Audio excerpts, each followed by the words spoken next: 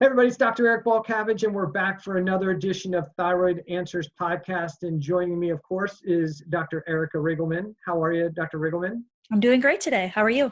I'm doing fantastic. So we have an interesting guest on today, one that most people wouldn't necessarily think we would have on the Thyroid Answers podcast, being that we're functional medicine practitioners. We brought in a guest that I thought would be awesome to bring on because Dr. Martinez is a allopathic physician, well respected in what he does, but was struggling with some healthcare issues and wound up finding functional medicine. And so I thought it would be a good discussion to have so that our listeners can understand his perspective, like what challenges and struggles that he was going through, even as a physician, doing the things that are typically done in that allopathic model, and how he hit a plateau and realized he needed something else. And that something else was a functional medicine approach, and was able to see some change. And I think it's really important that we express that it's either functional medicine or allopathic medicine, but there's a benefit and a synergism that if we stop kind of butting heads, that we can find a middle ground and do as much as possible to help the health of our patients, our community, and beyond. So I think this podcast will be really good. Not only will listeners, I think, be able to connect with Dr. Martinez on a personal level because they're often in his shoes that he was in, but also understand the other side of it. We talk about the functional medicine side all the time, and for us to talk about the other side and the way that they see this, and I think it's just going to be a really kind of well-rounded podcast to kind of see both sides of it. Absolutely. So let me introduce Dr. Jeff Martinez, and Doc, we'll probably drop the formalities, but I want to make sure I introduce you. Can you give our listeners, first of all, thanks for coming on the podcast. We appreciate your time. But can you give us the listeners a little background about who you are, your medical background? Yes. Well, guys, thanks for having me. I'm excited to do this, just to be a part of this podcast and let your listeners know kind of my story and what's gone on with me and how they can make changes as well. But yes, I'm an allopathic physician. I'm a peripheral vascular surgeon. I followed the traditional training of an allopathic surgeon. I went to undergraduate school, medical school. Right after that, I completed a 5-year residency in general surgery, a 2-year fellowship in peripheral vascular surgery, and then an additional 3 months of a mini fellowship in endovascular surgery. I spent 8 years in the Navy and then finally settled into private practice in San Antonio in 2001. The practice itself is one of the largest single specialty vascular surgery groups in the country, and I've been there ever since. Awesome. So if you don't mind, give our listeners a little bit of background regarding your health, what challenges you were having, and then then we can kind of follow that timeline on how we wound up meeting each other and you found functional medicine. Sure. So I considered myself always very healthy. As a kid, I was outside playing sports, doing things all the time. I never really had any health challenges. I was rarely even ill. In fact, to my dismay, a couple of times I got an award for not missing a single day of school, which kind of put me at odds with other kids, but that's just the way it was. It wasn't until my mid-30s that I realized while I was in the Navy, we take an annual physical readiness test, that I actually had to train a little bit to meet the parameters, which are not all that stringent. But I had just gotten to a sedentary point where I couldn't just get out there and do it anymore. I was able to stay relatively good until I got into private practice, where I began working a lot of hours, spending a lot of time. Diabetes, obesity, hypertension runs very prevalent in my family, and I just started gaining weight. And I got to a point where I started becoming ill a couple times a year. One year I got really ill with the flu, enough that I was in bed for several days and missed a week of work, and still had some lingering effects for a couple weeks after that. At that point, I'd lost some weight, and so I actually felt a little better when I recovered. And then I was called for an emergency on a patient that was bleeding in the operating room while they were taking out a rectal cancer. And the patient happened to be an HIV positive patient. I got a needle stick from the surgical tech, and I had to be on some antivirals for a month or 6 weeks, which really tore up my stomach, and I didn't eat very well, and I lost some more weight. So when I was done with that, I even felt a little better. My grandmother passed away right after that, and so there were a lot of family in town for that. And at over probably close to 215 to 220 pounds, I was the smallest guy there, including some of my cousins and my brother that are approximately the same age. So I knew I had to do something, and I began to exercise every day. I knew it wasn't going to last. I didn't have a plan. I didn't have a goal in mind, and I began training for triathlons. And for probably 5 years, I was in the best shape of my life. I lost all that weight. I was eating better. But I was training hard. I was burning the candle at both ends. I was waking up at 4 o'clock in the morning to jog to the yoga studio to do 30 minutes of yoga, jog back home, shower, work, and hit the pool. And I was during the triathlon season, I was doing triathlons every weekend. I was doing up to 6 half Ironmans a year, just going full bore. One day, I just couldn't run it anymore. It was on a short run, and I had to stop. And I could never get that endurance back. I was in perfect physical condition, but I couldn't perform. And I knew I had some sort of burnout. I didn't know exactly what it was. I felt like it had to be some sort of hormonal thing. It made the most sense to me. I saw my physician. I had a battery of tests run. I went and had even more lab testing done. Nothing really came back that really struck any chord with my doctor. I saw a urologist about low T, who said, yeah, you know, your testosterone level's a little on the low side, but not enough that I would recommend treatment. And I just chalked it up to putting too much time into that and just getting burned out in it. And I limited my exercise to very little. And over the years, I gained all that weight back. At a visit with my primary care doctor for my annual visit, all of a sudden my hemoglobin A1C is 7. And she's writing me a prescription for metformin, some synthetic insulin, and I'm sitting there as the patient, knowing that I treat every day the end disease spectrum of diabetes. People losing their legs, going blind, going on dialysis, watching their lives go downhill. And I told myself, I can't do that. I started on a keto-ish diet. I'd had some success in feeling pretty good on that in the past and dropping some extra weight. I changed jobs. It was a very stressful time in my life, but I was doing a lot of driving, and that's where I was. And I happened one day to be driving along and listening to a podcast that you were on, Eric, and you were talking about functional hypothyroidism. I think I listened to that thing 3 times. And I said, okay, you know, this explanation of the science really makes sense to me. And I have those symptoms. And this explains why my labs were normal. And I contacted you, and that began the functional medicine journey. Yeah, and so when we met, you were diagnosed at that point as diabetic or pre-diabetic, diabetic at that point, right? Diabetic, yeah.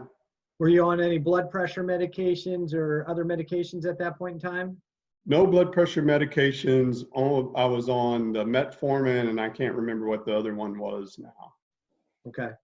And so you didn't have a classic hypothyroid condition. Your TSH levels at that point in time were normal by allopathic standards. So there was no look at the rest of the thyroid panel really, because that's really all you need is TSH in that model.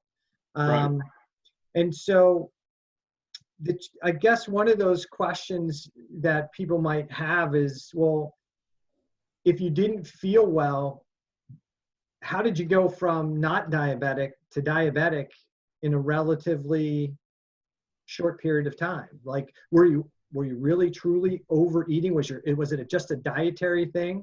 You know, that might be the question people would have, like as the medical doctor, was that it? Or did you realize that there must be, when you were diagnosed with diabetes, like, hey, there must be something else going on here? Yeah, I mean, I felt like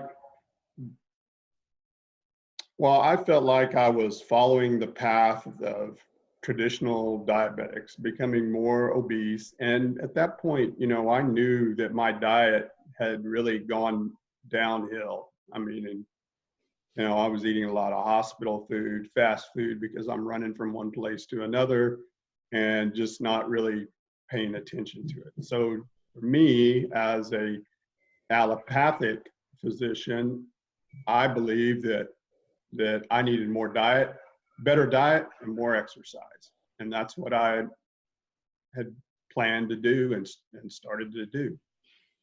And so, like, when you started the metformin, which is pretty standard treatment, right, and the insulin support, did you notice that weight improved with metformin initially, or did it not improve? Did you put on more belly fat with it, but your blood sugar numbers improved? What did you notice? You know, I think my sugars got better a little bit, but I didn't really notice any change in the weight. You know, I had enough weight on where I couldn't even tell if I was really gaining more proportionally in the belly. But I had a big belly. So I didn't really notice any of those type of effects. And I wasn't really looking for them. Yeah. And so the reason I bring that up for the listeners is what a lot of people don't know is metformin suppresses TSH, so hides a thyroid issue.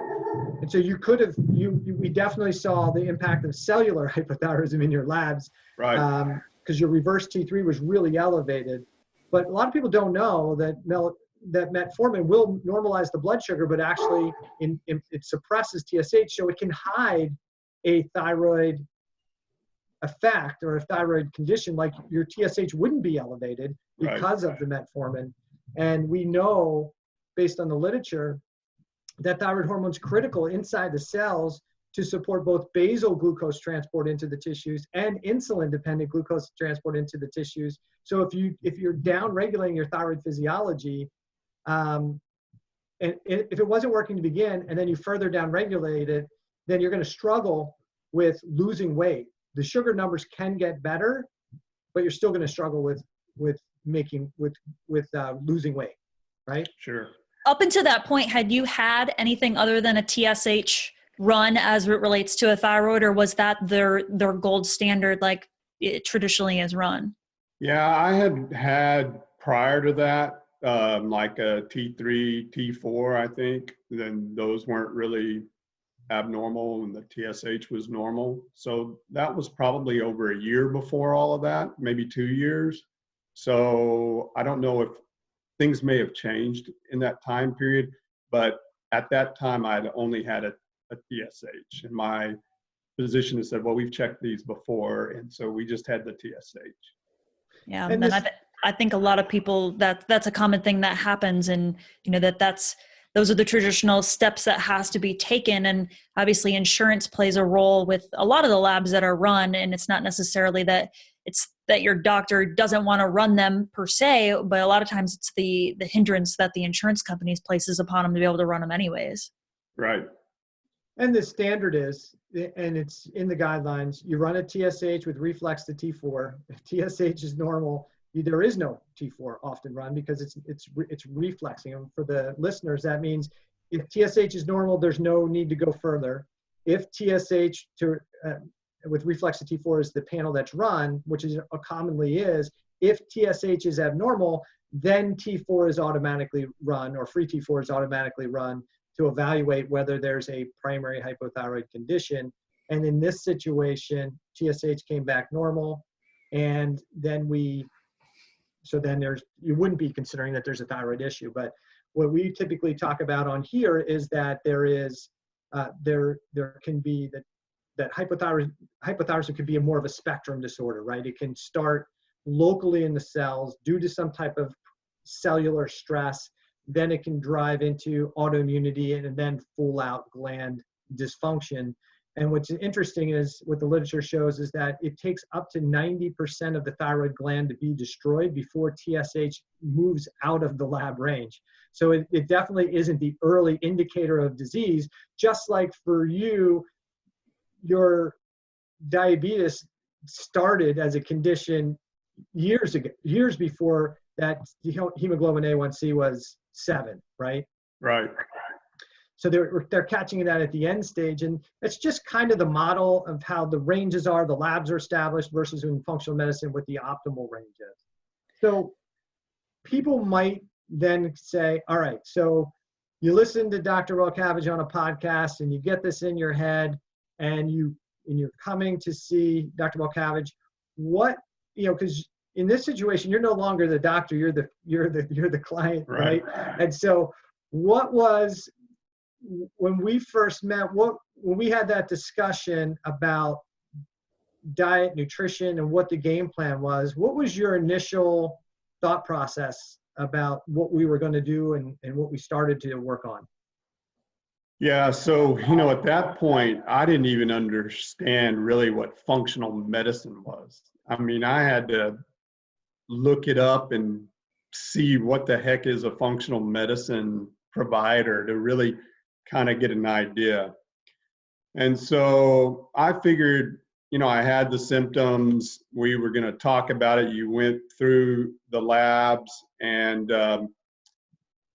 you said, yeah, you've got that. You've got all this inflammation going on. So as you're explaining this to me, I'm thinking, okay, so he's telling me something that I kind of knew all along, but he's pinpointed it on these labs, and he's going to recommend that I get on some type of thyroid hormone.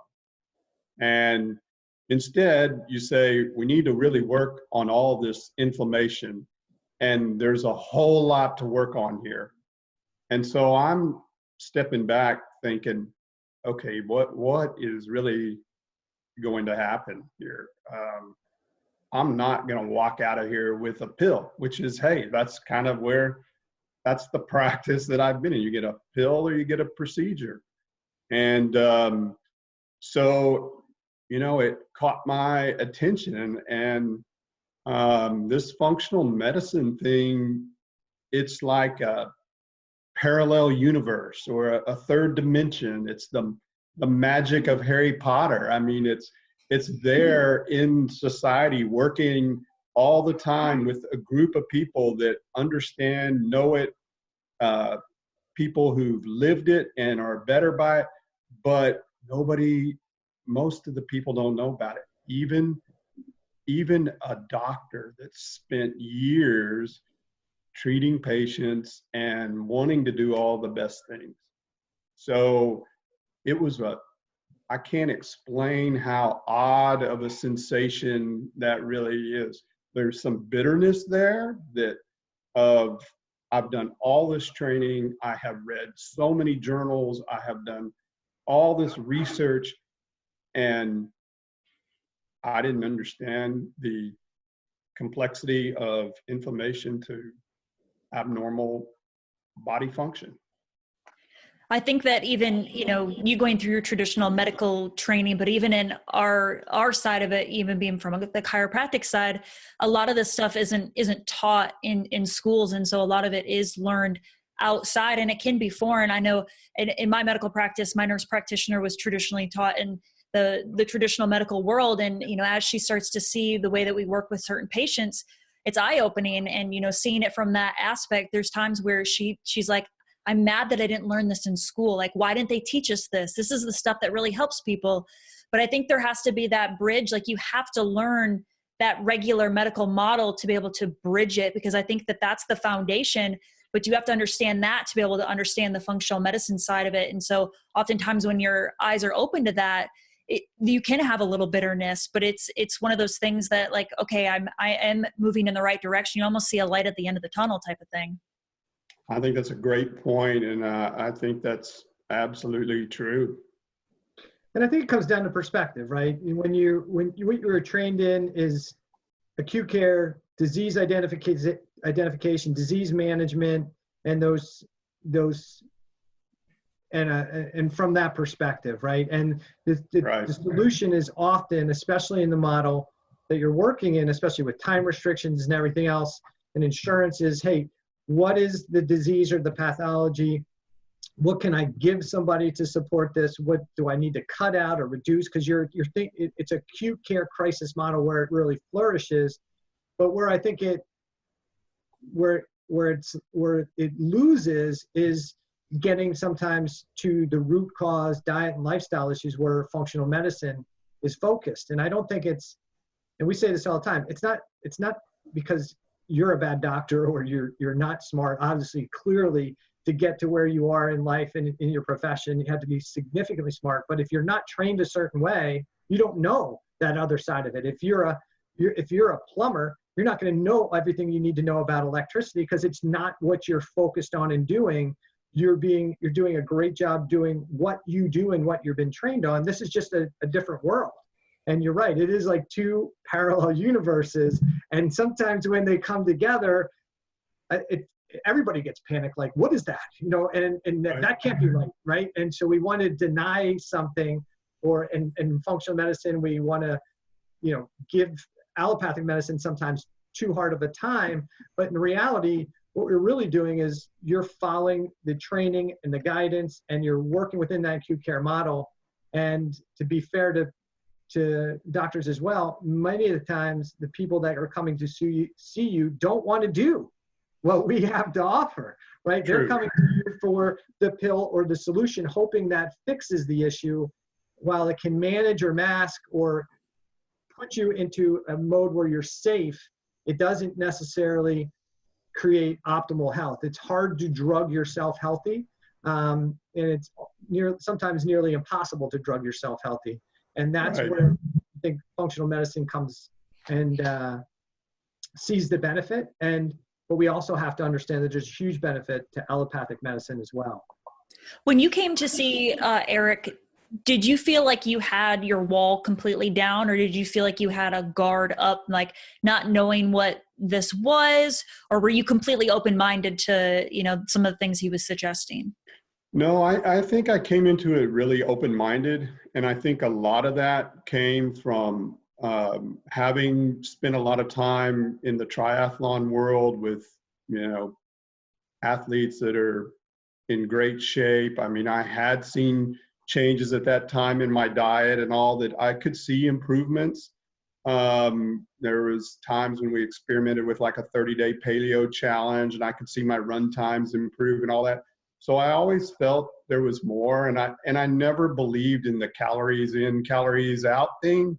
It just, I get the math, but I never believed that was really what's happening in our body, that it truly mattered what you ate. It's just, I didn't know how to put all that together, and spending the time with Eric really helped. I think that's really important to understand, especially since when, you have patients who come to see functional medicine practitioners, sometimes they have their guard up and they'll want to believe bits and pieces of it. But I think part of the journey is kind of letting go of some of the things that you've already learned and kind of trusting in the process, because it can be extremely foreign to some people when they're changing their thought process. So the fact that you came into it is probably, one of the biggest reasons why you probably saw the success that you did is moving forward, is that you had that open mind and not like, oh, well, I'm going to do this part, but I don't know about that. Sometimes patients can have limited results when they come in with those mindsets. Well, and I think, I had the benefit of being a physician. So being able to understand the science, where a lot of our patients, they don't have that benefit. And so they develop a rapport. They like what you're saying, they hear what you're saying, but then when they go to maybe their regular physician who was like me, who doesn't even know the parallel universe exists, is telling them, hey, who's telling you that? That is crazy. And if they've been seeing this physician for a long time, that unfortunately will carry a lot of weight and can really impact their decision making. Absolutely. And I do want to tie into what you said, Erica. Jeff came into this process, I think what made this really work well, because Jeff's a super smart guy, smarter than me, but what he came into this with is humility, right? And so he came in with this eyes open, super humble about the process. And because in functional medicine, I decipher labs and interpret labs maybe differently than Jeff's used to. I'm using a different lab range. As you know, we use in functional medicine, we're using more of an optimal range than the disease range. And so as I'm laying things out to him, he could have easily said, are you crazy? Like, even when we look at like reverse T3, if you look at the literature and the research on reverse T3, it means nothing. Is from the allopathic model. When it first came out, they were like, hey, we can use this. And then when they couldn't figure out how to use it, they scrapped it. But when we look at somebody's reverse T3 and it's double even what the lab range says, and you're struggling with weight issues and you're struggling with diabetes, you can't ignore some of these things. And Jeff was open enough and humble enough to say, you know what, I don't understand that. Explain that to me a little bit better. How can that be? And so I think that's what made the interaction really easy, because I've had nurses and doctors as patients before, and some of them really fought what I was saying because they're going with their belief and their thought process and dogma and not open to a new perspective. When you always look at things from the same perspective, you always see the same thing. And we all have to be humble enough to take a step back and say, you know what, I'm going to go in eyes open, ears open, listen to other perspectives, so maybe that I can grow in this experience. And that's exactly what Jeff did. And so Jeff, I think besides all the stuff we did, that humbleness and humility, not coming from a position where I'm smarter because I'm the medical doctor, right, and I know better, that made it so easy to work on this process together. And I think part of it, you have to realize that what do you have to lose? You're changing your diet. I mean, if it doesn't work, you didn't spend a lot of money. You didn't waste time. I mean, you got to eat. So if it doesn't work, you're just back to where you were. There's no downside. And I think the big thing that I want to talk about the dietary changes we went through with you, because I think that's going to be a big thing for people to understand. But I also want people to understand when you come to functional medicine, and Jeff learned this pretty quick, we do use supplements to help get better. But one of those first things we talked about was, hey, we're gonna do some functional blood work. We're gonna do some blood work, look at it functionally. We're gonna do some functional lab tests. But most of what we need to really focus on is diet and lifestyle issues. Is that right? That's right. Absolutely. And so it wasn't like, here's just take these supplements and I'll talk to you later. It was, hey, here's what's going on. Now we got to break down what are the stressors that are creating the problem. And we did start with dietary stuff. And Jeff, you'd already started kind of a ketogenic diet or an autoimmune diet, and it wasn't having maybe the same success. And we started with that. We just wanted to have a clean slate, right? Right. But tell the listeners, hey, where you were when the diet you were following before we met, the diet we started when we met, and then the radical shift, some might say, to the diet that really gave us the best success for you in the early part of the process? Yeah, so before I was just eating the standard American diet. I mean, meat, potatoes, fast food, breads, just, whatever, maybe trying to keep my portions down a little bit. When I'd seen my physician, I did go to more of a keto diet, but, I was still not full keto. And I mean, that visit with you, I still remember crystal clear that you said, I want to really put you on the lowest anti-inflammatory diet that I can. You've been on this keto-ish diet. I want you to go on a carnivore diet. And I think for a minute there, you could have heard a pin drop, because in my mind, I'm thinking, okay, I've never heard of that, but I know what a carnivore is. Are you saying meat only? And you said, yeah, meat, eggs, some heavy cream, butter, maybe hard cheese if you can tolerate that. And I sat there thinking to myself, okay, and you looked at me and you said, can you do it? So, oh, yeah, I can do it. And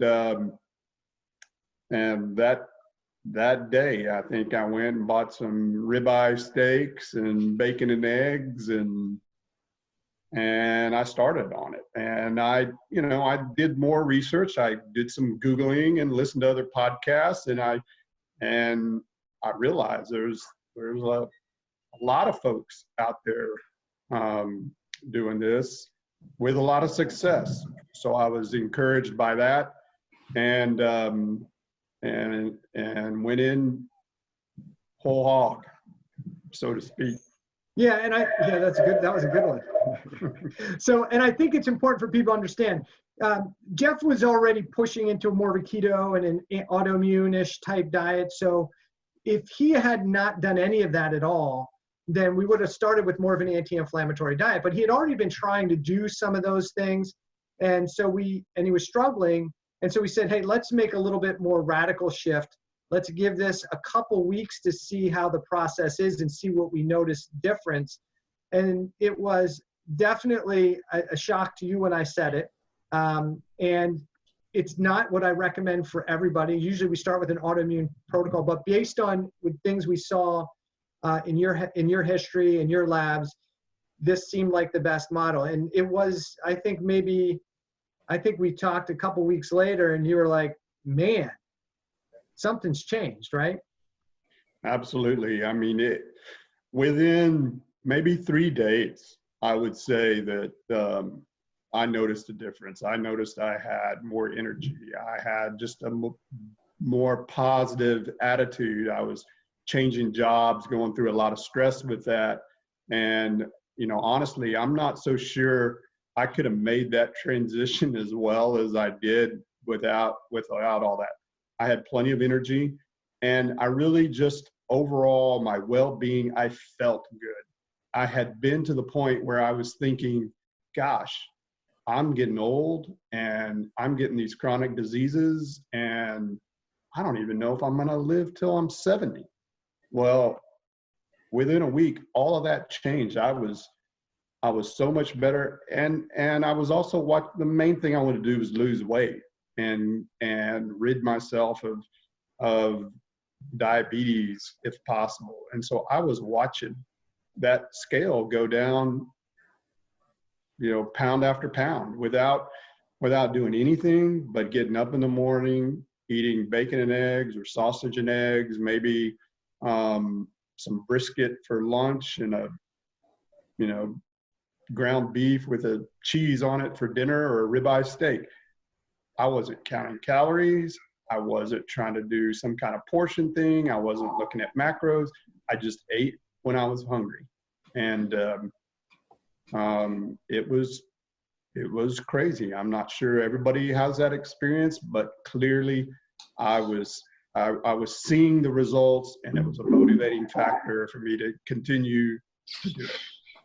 And I think after the 2 weeks, you said, okay, you want to start adding this? I said, no, I'm good.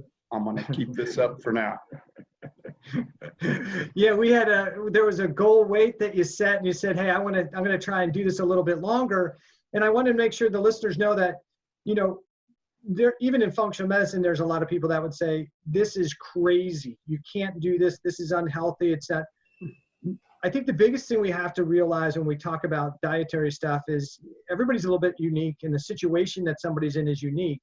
And if somebody's doing more of a AIP diet and they're not seeing the change they want to see, then maybe we have to get out of our head and our space and say, hey, maybe a change is better, right? For your gut biome, for your digestion, for your overall health and well-being, something needs to change. If you're a vegetarian and you were great with it for a while, but now you're unhealthy, you probably need to change something. Something else needs to be changed. And I don't know if it'll be a lifestyle. We've talked about this before. Is carnivore a long-term lifestyle? I think it's a bit restrictive.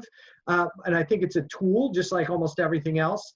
But you'll find your way. And that's one of the things that we talked about quite a bit is this is unique to you. It's not unique to, you're going to find your way as long as we're looking at your symptoms, your signs, your labs, and those things are improving, then how can we argue that this is an unhealthy lifestyle, which is what many people would say. We just really use it as a tool. Exactly. So are you still carnivore right now? Yes, for the most part. I'm doing now and then I'll have a little bit of avocado or, maybe some mushrooms or maybe some squash. It just kind of depends. I would say the hardest thing for me to give up is potatoes, which is probably one of the worst things to continue.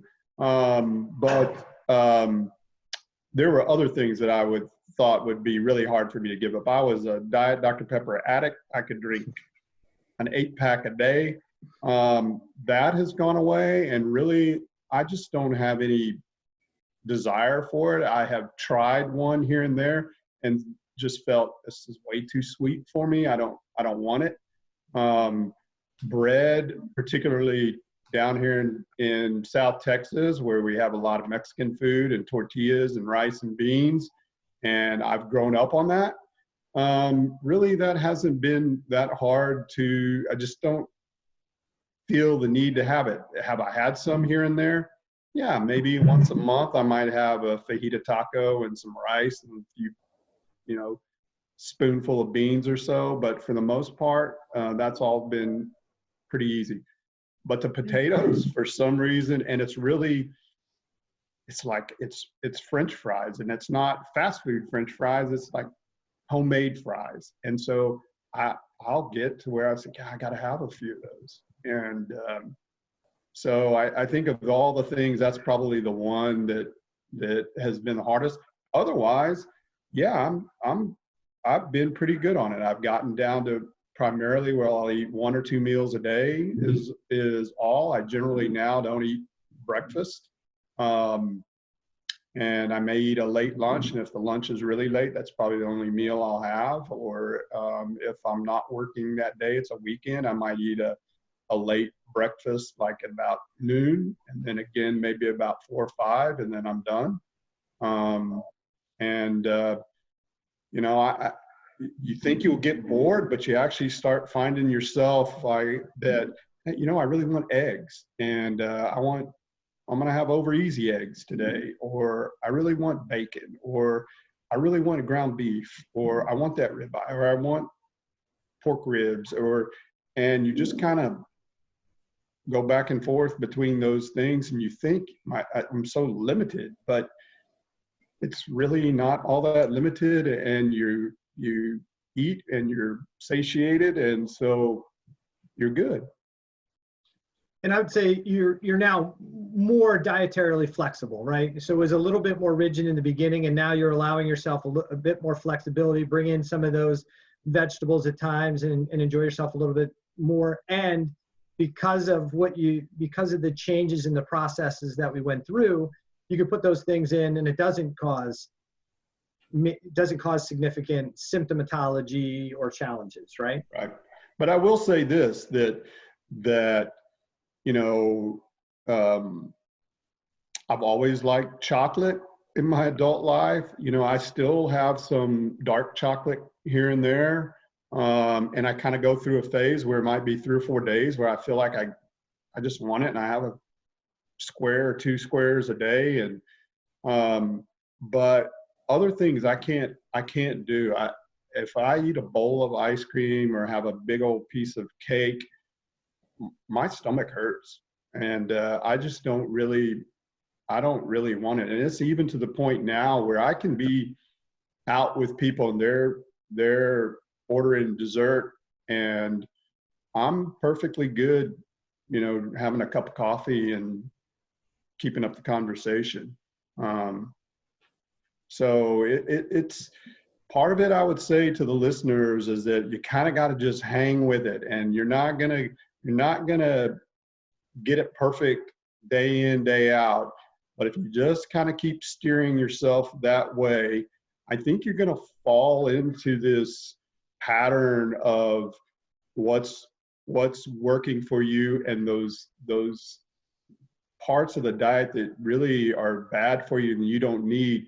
Your body is going to be happy with you choosing what's best for you. And you're going to find that if you just keep going back to that well, you're going to give up the other stuff, and without even trying, that it's just going to happen.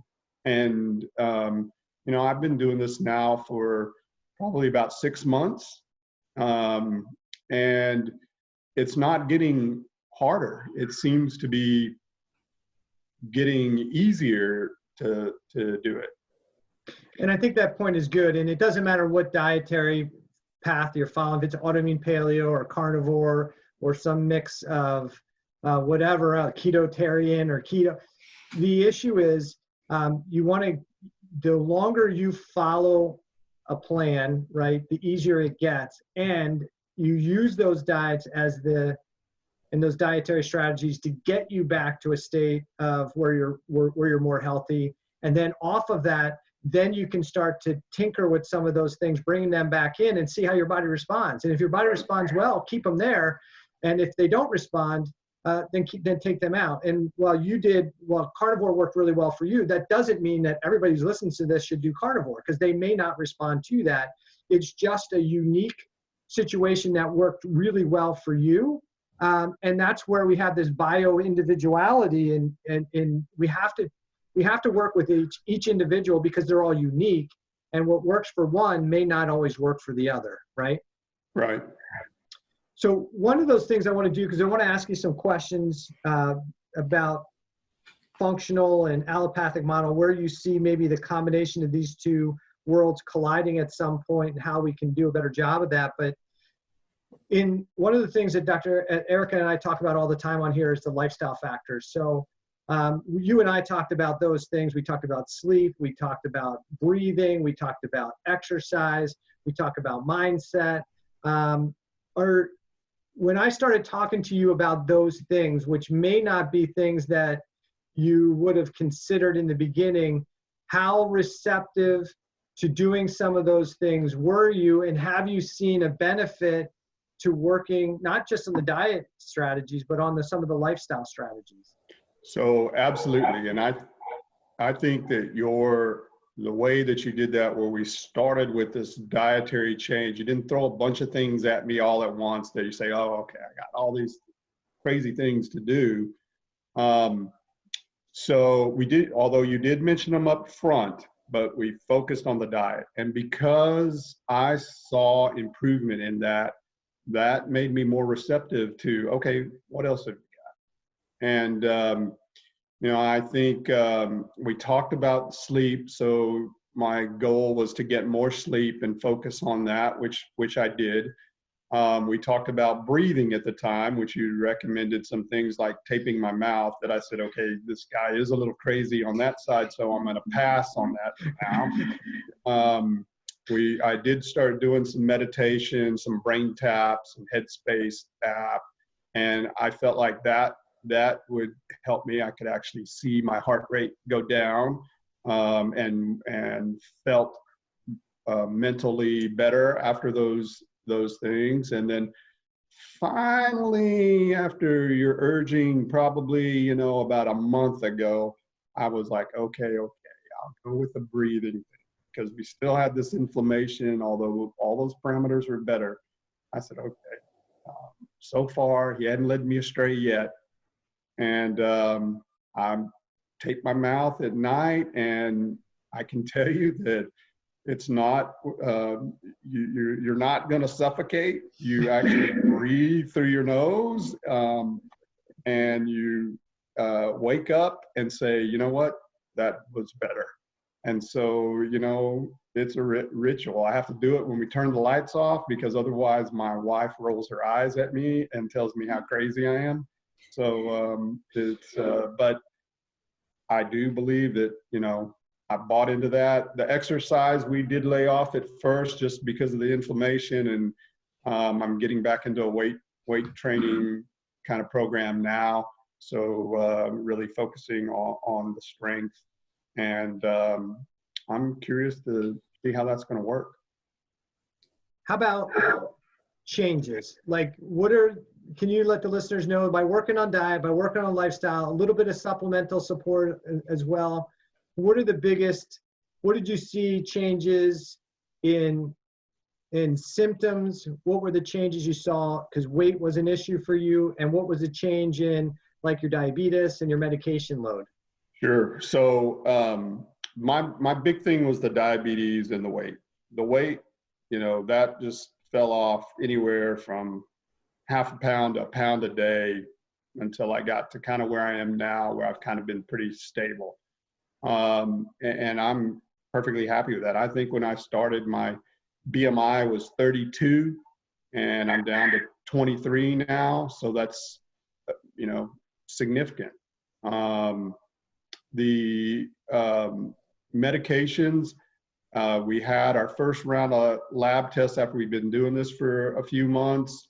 I was essentially back into the normal range. I stopped everything. I had been taking some clomiphene for kind of the low testosterone. I stopped taking all of that. So now I'm on no prescription medications, for those issues. My blood pressure is in the 110s systolic, over 60s, 70s diastolic. I think I regularly check ketones and glucose levels almost daily, and I've seen that drastically improve into the normal range for my glucoses, particularly later in the day. So I noticed all those benefits. Other symptoms that I had some swelling in the legs, especially at the end of the day, more swelling that I really kind of attributed to being just on my feet all day, but that's pretty much all gone away. I mean, there are some days where maybe I have a little bit, but we're talking the sock doesn't leave much of an indentation, if at all.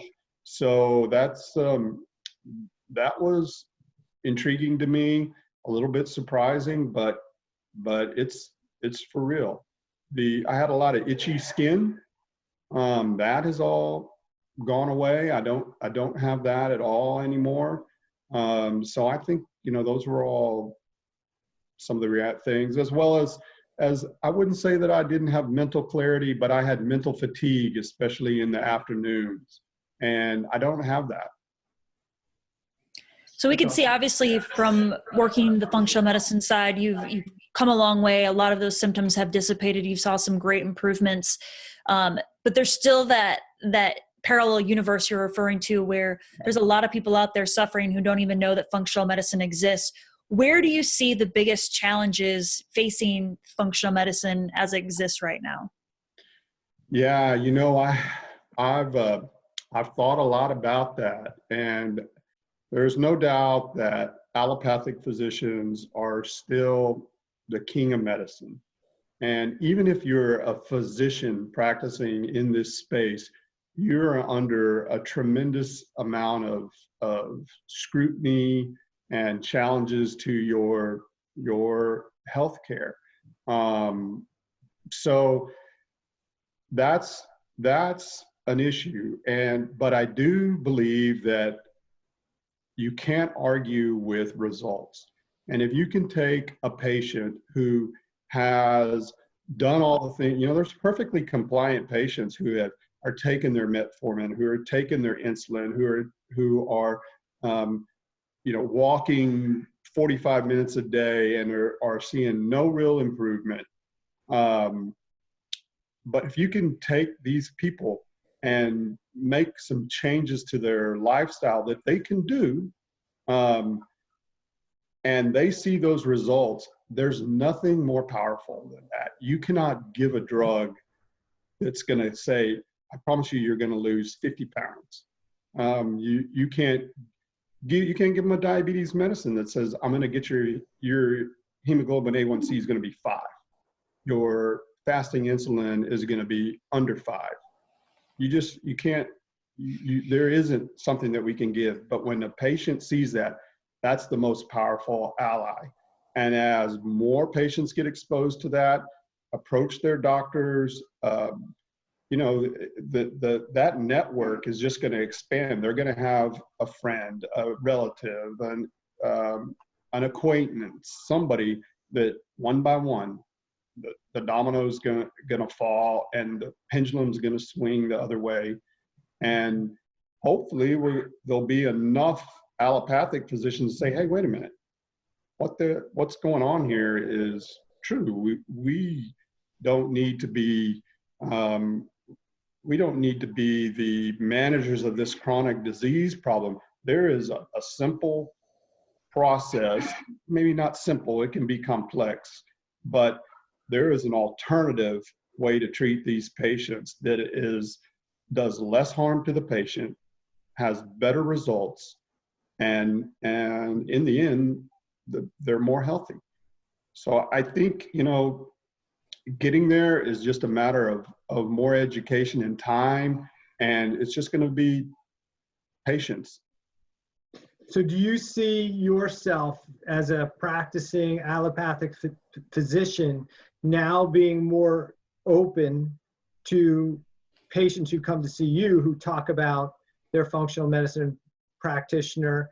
And do you see a bigger opportunity in you bringing functional medicine to some degree into your allopathic type practice? Yeah, so I think, some of the challenges, especially for me, is that there really is if you're ignorant of functional medicine, an allopathic physician's first course of action is going to be to poo-poo that method of care. And so that's a huge obstacle from my side, because now I've seen the benefits, I've experienced them, I know more people that have benefited from it. I've, paid attention to enough podcasts and all where you see it over and over, so it works. So I don't need convincing anymore. I get it, that there's going to be some individualization in there, but everybody can go down that path.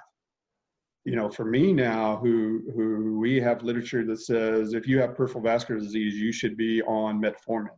If you have peripheral vascular disease, you should be on anticoagulation. And now I have a hard time. I can't look a patient in the eye and tell them, hey, are you taking your metformin? Hey, are you taking your statin? Now I can't promote that in my practice.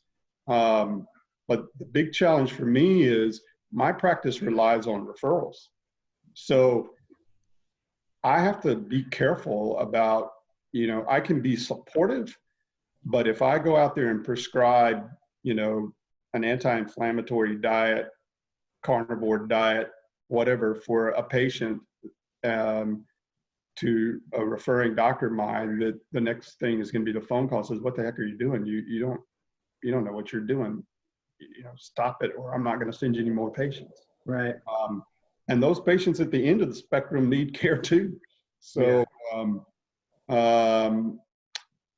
it's going to be an interesting journey. I think that, maybe the impact I can have, it may not be on that particular patient, but maybe it's their son or daughter or their sibling or the grandkids, somebody at that level that the conversation may not be for them, but it's for the people that are here, that hear the conversation around you, that can think about it. Yeah. And I think that's probably the best thing.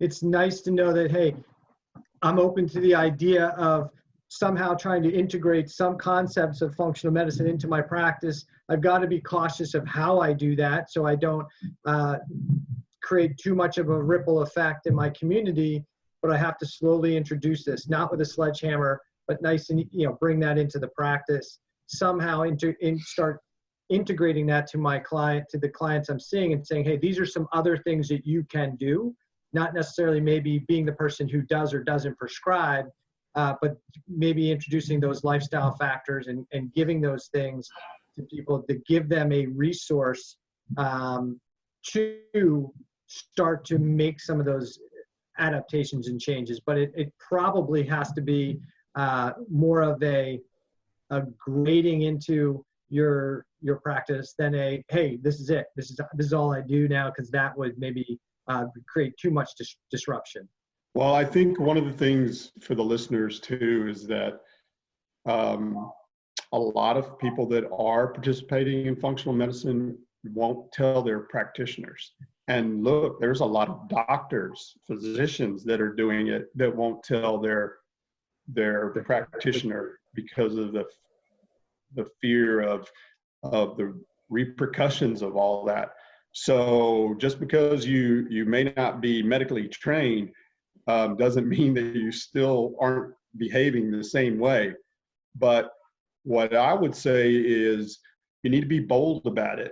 And your doctor isn't going to fire you because you've changed your diet and your lifestyle. They may not initially agree with you, but I would say you go in there, armed, ready to defend your case. And all you need is to say, hey, look, you've been treating me for years with all these, this, that, and the other. Our goal has always been to be, my sugars to be under this level, my hemoglobin A1C to be this. But here's the data we worked from, and this is where I am now. So I want you to just consider it and agree that you can't argue with the results. It's not like you're putting them on some unknown herb from, the tip of Argentina or something that nobody can get. This is pretty straightforward. Yeah, at least definitely in the approach we took. I don't think once you see the results and you chart those results, and we always tell our patients that, hey, this needs to be, don't beat your doctor over the head with it. What you want to do is, if you're going to explain to your primary care physician, hey, I want to do this, let them know that, hey, I've exactly what you said. I want to give it a shot. What I've been doing maybe isn't getting me to the results I want. Let's give it 30 days, 60 days, see what changes occur. And then if the results show that there's benefit, then help me in that process, both with maybe managing my medication or changing my medication or reducing or eliminating those medications as time fits. And I think if we can get a good conversation between primary care or allopathic and functional medicine practitioner and that patient who we all want to be better, has a good way of communicating between both, that really ultimately it's about their health and well-being, and let the results stand for themselves and the patient, and ultimately to the patient's what the patient wants and desires. I think we'll have a better outcome in bringing the two things together. Not when we don't want a patient going in, you didn't do a good job, so I'm going to go see him. It's, you're doing the best job you can in your model. I want to try another model, and I hope you'll support me in that model and help me manage my treatment, my medication along the way, not be so narrow-minded that it's either one or the other. Because I don't ask that of my patients. I don't ask them to not see their medical doctor or follow their advice. What I ask them to do is, hey, just follow my advice, track everything, and then here's the discussion you can have with your doctor regarding what we've been doing and what changes you see. So that way you're not making anybody look wrong or like they made a mistake. You're just showing them a different side of things. And I think that, there's enough acute care medical problems that everybody experiences. It doesn't matter, what you may be doing otherwise. Things can still come up and happen. And your allopathic physician is going to be the person that's going to address those issues, to take care of those immediate things. Maybe it's an operation, maybe it's a hospitalization for a pneumonia or whatever. But then, the course will probably be, okay, we've got you over this. Now we're sending you back to the functional medicine because now we got to get you reprogrammed and back to where you were, because all of that we just did to get you out of this acute situation is going to disrupt your homeostasis for the functional side, and it's time to go get back over there and get that worked out. Great. Hey, Jeff, I appreciate you coming on. I think that's a great place to end. It was a great discussion. I think it'll give our listeners a lot of insight that if it can, if health issues can happen to you, the super smart guy who deals with this on a daily basis, it can happen to everybody. And there's a solution that functional medicine can really help you achieve and get health and quality of life back. If you're willing to be coachable, humble, and put the work in, you can get your health and your quality of life back. Absolutely. Let's wrap this thing up. Jeff, again, we really, truly appreciate you coming on the podcast, and maybe we'll see you down the line and see where your journey is, maybe in another 6 months or a year. Sounds good. I really appreciate it, guys. I had a good time. Thank you. Yeah, thanks for coming on. Take care, everybody. Yeah. See you. Bye.